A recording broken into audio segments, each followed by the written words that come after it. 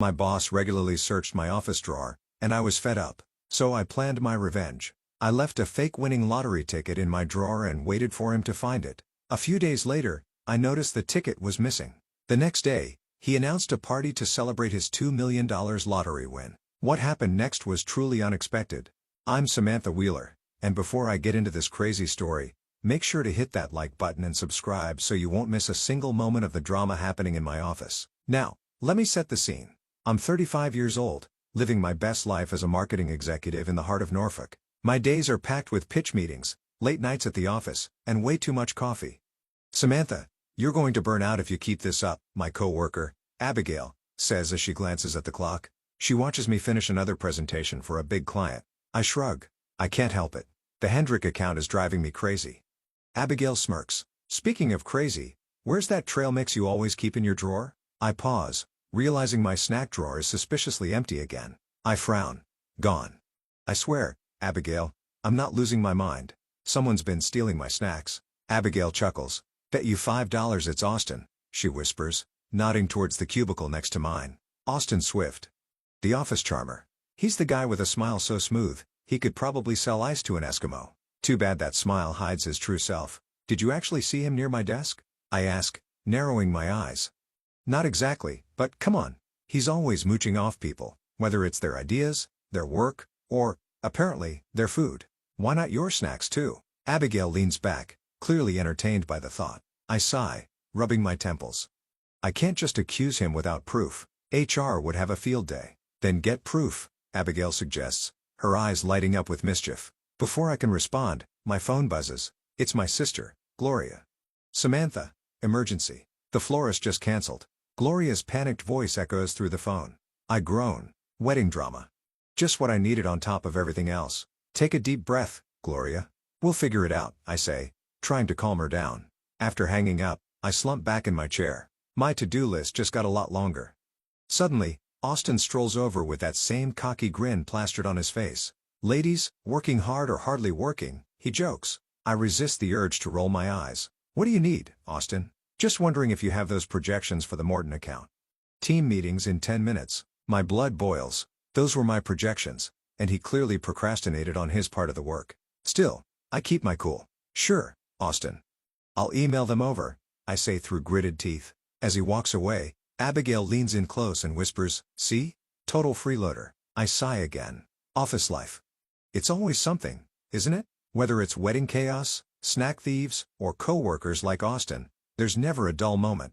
I nod, an idea forming in my head. The rest of the day passes in a blur, filled with meetings, last-minute tasks, and putting out fires. By the time I'm packing up to leave, I catch Austin hovering near my desk, his eyes darting toward my drawer. "Night, Samantha. Don't work too hard," he says, all innocence, flashing me his signature grin. I force a polite smile. "Night, Austin." As soon as he's gone, I turn to Abigail. "Okay, Operation Snack Thief is officially on." Abigail's face lights up. "Finally, let's do this." We start setting up the trap. I feel a mix of excitement and nervousness as we work. This was more than just catching a snack thief. It was about principle. Little did I know this was the start of a workplace showdown that would change everything. The next morning, I walk into the office with a plan ready to go. My secret weapon? A fake lottery ticket tucked inside my lunch bag. If Austin really was the snack thief, this would lure him in. "Morning, Samantha. You're looking awfully cheerful today," Abigail says as I pass her desk, raising an eyebrow. "Oh, just feeling lucky," I reply with a wink, patting my bag.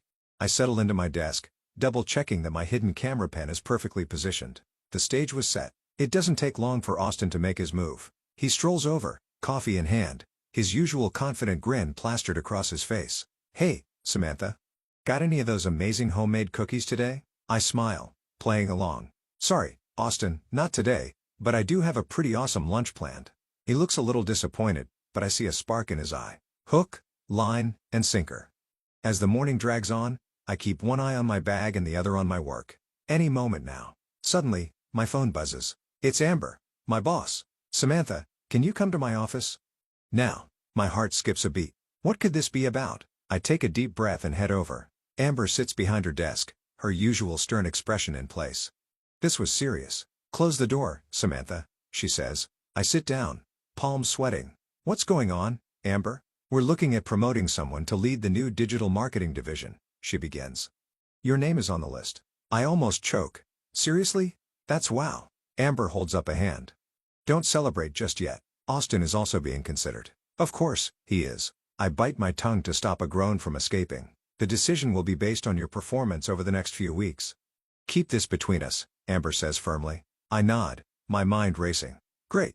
Now I had to catch a snack thief and outperform Austin for a promotion. Got it, I reply, determined to tackle it all. The game was officially on. I nod, my mind racing as I leave Amber's office. This promotion just became even more important. Walking back to my desk, I spot Austin lingering nearby, pretending to look busy. It's time to set my plan in motion. Grabbing my phone, I put on my best urgent call act. Hello? Yes, this is Samantha Wheeler. Oh, no. Really? Okay, I'll be right there. I rush out of the office, leaving my lunch bag in plain sight on my desk. From a corner of the hallway, I watch Austin glance around nervously. He casually strolls over to my desk, acting like he's just passing by. Then, he starts rummaging through my bag. My heart pounds as I hold my breath. Suddenly, his eyes widen. Bingo! He's found the fake lottery ticket. Trying to be discreet, he pockets it quickly and walks away, looking around to make sure no one saw him. I smiled to myself. The bait worked perfectly. I return to my desk, pretending nothing happened. Abigail catches my eye and leans over, whispering, "Did it work?" I nod, grinning like a charm. The rest of the day, I keep a close eye on Austin. He's acting jittery, constantly checking his phone. During our afternoon team meeting, his distracted behavior is impossible to miss. Earth to Austin. Geraldo, our colleague, jokes. What's up? You win the lottery or something? Austin laughs nervously, his face turning red. What? No. Just thinking about a big account. Yeah, right? I think hiding a smirk behind my notebook. He's not fooling anyone. Well, not me at least. As the day wears on, office gossip starts to swirl. Marilyn from accounting rushes over to my desk, looking panicked. Did you hear? She whispers. They're saying Wheeler's account is pulling out. There might be layoffs. My stomach sinks. Wheeler's account is one of our biggest clients. If the rumors are true, the stakes for this promotion just got a lot higher. Are you sure? I ask, trying to keep calm. That's a massive account. Marilyn nods grimly, straight from finance. Things are about to get messy. As I finish up my work and pack my things, Austin approaches. He's practically buzzing with excitement, trying to act casual but failing miserably. Hey, Samantha, he says with a grin. Crazy day? Listen, I was thinking maybe we could grab a drink sometime, talk about the future. Big plans and all. I resist the urge to roll my eyes. Thanks, Austin, but I'm swamped with this new project. Maybe another time. He nods eagerly, his grin widening. Sure, no rush. We've got all the time in the world, right? I smile politely, but my thoughts are elsewhere. If only you knew, Austin. I think as I head out, things are about to get very interesting. I felt a mix of satisfaction and nervousness. The trap was set, but now the stakes were much higher. Between the promotion and the rumors about layoffs, everything felt like it was hanging by a thread. Over the next few days, Austin started acting like he had already hit the jackpot. Well, in his mind, he had. He strutted around the office with a new kind of confidence, whispering to anyone who would listen. Samantha, Abigail hissed from her desk one afternoon. What's Austin telling Geraldo over there? I leaned in, trying to catch what he was saying. His voice carried just enough for me to hear him say, just waiting for the funds to clear. Then, I'm out of here. Thinking, Bali, maybe. I couldn't believe my ears. Unbelievable, I muttered to Abigail. He's planning vacations while the rest of us are worrying about losing our jobs. Speaking of which, Abigail added, have you noticed how empty his desk has been? He's barely been around. That gave me an idea. I quickly typed up an anonymous email to HR detailing Austin's frequent absences. I didn't want to come off as vindictive. It was just time for someone to take notice of his behavior. Later that day, we all gathered for an important presentation to save the Wheeler account, one of our biggest clients. The tension in the room was thick. Austin swaggered in late, looking disheveled and completely unprepared. All right, Austin, show us what you've got, Amber said, raising an eyebrow. Austin shuffled his notes and started fumbling through his words. Yes, the Wheeler account. So, we're going to increase engagement by his voice trailed off as he stared blankly at his papers. The clients exchanged worried glances. I knew I had to step in. Perhaps we should take a short break, I said smoothly. I have some additional materials that might interest everyone. As the group left the room, I grabbed Austin's arm. What the hell, Austin? This is our biggest account. Are you even trying? He shrugged me off, smirking. Relax, Samantha. None of this matters anymore. I've got bigger fish to fry. I was fuming, but there was no time to argue. When we reconvened, I took charge of the presentation. I gave it everything I had: clear slides, strong data, and a compelling vision for the account's future. By the end, the clients were nodding enthusiastically, and Amber's expression softened into approval. "Excellent work, Samantha," she said. Then she turned to Austin. "Austin, a word in my office, please." As they left, Geraldo approached me, looking embarrassed. "Hey, Samantha, this is kind of awkward, but could I borrow $1,800? Austin promised to pay me back double once his big windfall comes through." I stared at him, speechless for a moment. Austin's lies were spreading fast, but now the truth was unraveling even faster. This was far from over. I stare at Geraldo, completely stunned. "Wait, how much did you give him?" He shifts uncomfortably, avoiding my eyes. "About $2, he mutters, "but it's fine. He showed me the ticket and everything." My heart sinks. This has gone way too far. I try to stay calm, but inside, I'm boiling. Austin's lies are dragging everyone down with him. Later, as I'm organizing files for the Wheeler account, I notice something strange. The strategies and ideas in the files, they're mine. Every single one of them. But they've all been signed off by Austin. "What a sneaky little thief," I mutter under my breath. I dig deeper, finding email after email where he's taken credit for my work. This wasn't just about snacks or a fake lottery ticket anymore. Austin had been stealing my ideas all along. Furious, I start copying everything into a separate folder. As I'm finishing up, Austin bursts into the office, looking panicked. "Samantha, I need to borrow some cash. It's an emergency." I cross my arms and give him a hard look. "What kind of emergency, Austin?" He glances around, then leans in, whispering like we're in on some big secret. "Look, I can't say too much, but let's just say I'm about to come into a lot of money. I just need a little to tide me over. I'll pay you back triple, I swear." I shake my head, disgusted. "Sorry, Austin, I'm not a bank, and I don't hand out loans." His face twists in frustration as he storms off, muttering something under his breath. I turn back to my computer, my resolve hardening. Enough is enough. Austin's lies, his theft, and his freeloading ends now. I start gathering everything. The emails where he stole my ideas, the records of his absences, and even testimonies from coworkers who loaned him money. Piece by piece, I build a solid case. Austin's house of cards is about to collapse, and I'm going to be the one to push it over. The next day, the office buzzes with chatter as Austin walks in like he owns the place. He's wearing a suit that probably costs more than my rent. He claps his hands together and smirks. "Gather round, peasants," he announces loudly. "Your golden boy is moving on to greener pastures."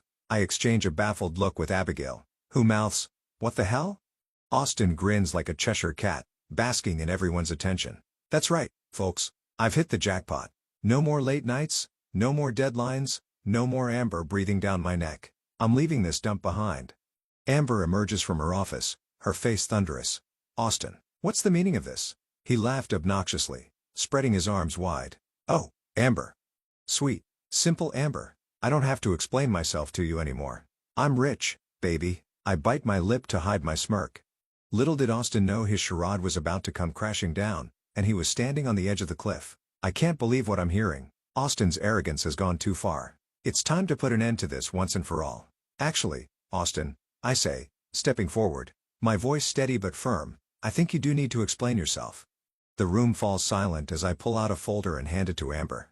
This contains evidence of Austin's theft of intellectual property, fraudulent reports, and manipulation of company resources. I say clearly. Austin's smug grin vanishes, replaced by panic. What? That's ridiculous. You're just jealous of my success." "Success?" I scoff, holding up a printout of the fake lottery ticket. "You mean this?" "Hate to break it to you, Austin, but your so-called jackpot is as fake as your work ethic." The office erupts into chaos. Geraldo, red-faced with fury, lunges at Austin, shouting about the money he's owed. Others chime in, demanding explanations for their own grievances. It's a storm of voices and accusations. "Security!" Amber yells, her voice cutting through the noise. "Escort Mr. Swift out of the building." Austin struggles as security guards appear, still protesting his innocence. "This is a setup. You'll regret this," he shouts as they drag him out. His words fall on deaf ears. "Samantha, my office." "Now," Amber says firmly, turning to me. My heart races as I follow her, unsure of what's about to happen. Amber sits down at her desk, her face unreadable. "Sit," she says, gesturing to the chair opposite her. "Explain everything." I take a deep breath and recount the entire story, from the stolen snacks to the fake lottery ticket and Austin's escalating behavior. As I speak, Amber listens intently. Her expression shifts from disbelief to anger and then to something I can only describe as admiration. "Well, Samantha," she says at last, her tone measured, "I must say, I'm impressed. Not with your methods, mind you, but with your initiative and dedication to this company." I brace myself, expecting a reprimand. But, Amber continues, a small smile playing on her lips, "It's exactly why I'm offering you Austin's position. Effective immediately." I stare at her, stunned. "Really? I mean, thank you, Amber. I won't let you down." Over the next few weeks, the office undergoes a transformation. I implement new policies focused on transparency, teamwork, and accountability. Slowly but surely, morale improves, and the team thrives. We land 3 major new accounts, and the energy in the office is the best it's been in years. As for Austin, his downfall is nothing short of spectacular. News trickles in that he tried to claim his lottery winnings, only to be laughed out of the lottery office when they revealed his ticket was fake. He vanished after that, leaving behind a legacy of embarrassment. Life in the office isn't perfect, but it's better than it's ever been. And as I settle into my new role, I can't help but feel a sense of pride. Justice was served, and the future looks brighter than ever. 2 months later, I found myself at my sister's wedding, standing at the center of the room with a glass in hand, ready to give my maid of honor speech. The air buzzed with joy and excitement as everyone settled in to listen. I took a deep breath and began. "Life's funny," I said with a smile. "Sometimes the path to success isn't straight. It's full of twists, turns, and even a few people who try to take advantage of you." The crowd chuckled, and I glanced at Abigail sitting near the back. She gave me an enthusiastic thumbs up, and I couldn't help but grin. "But if there's one thing I've learned," I continued, "it's this: integrity and perseverance always win in the end. So, here's to the bride and groom, and to facing life's challenges head-on." Applause erupted as I raised my glass, and the bride and groom beamed with happiness. The moment was perfect, filled with love, laughter, and new beginnings. But just as I sat down, my phone buzzed. Curious, I glanced at the screen. It was a news alert. "Former marketing executive arrested for fraud," the headline read. I couldn't suppress the small smile creeping across my face. Karma, I thought. Austin finally got what was coming to him. Apparently, after his dramatic exit from the office, Austin had burned bridges everywhere. He'd scammed so many people that his lies finally caught up to him. Angry creditors, duped co-workers, and false promises had piled up. And now the law had taken notice. Austin wasn't just a disgraced former co-worker anymore. He was facing serious consequences.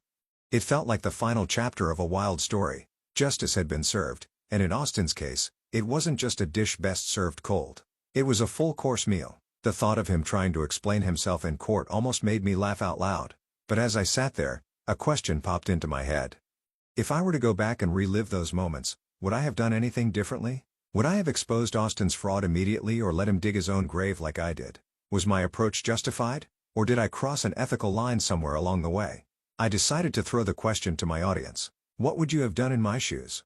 I ask, would you have confronted Austin right away or let him unravel his own lies like I did? Drop your thoughts in the comments below. I'd love to hear your take on this office showdown. Before I left, I added one last note. And if you enjoyed this wild tale of workplace drama and justice, don't forget to smash that like button and subscribe for more juicy stories. Trust me, you don't want to miss what's coming next. As I looked around the room, surrounded by my family, friends, and newfound clarity, I realized one thing. Life has a way of rewarding patience and integrity. And for people like Austin, well, karma takes care of the rest.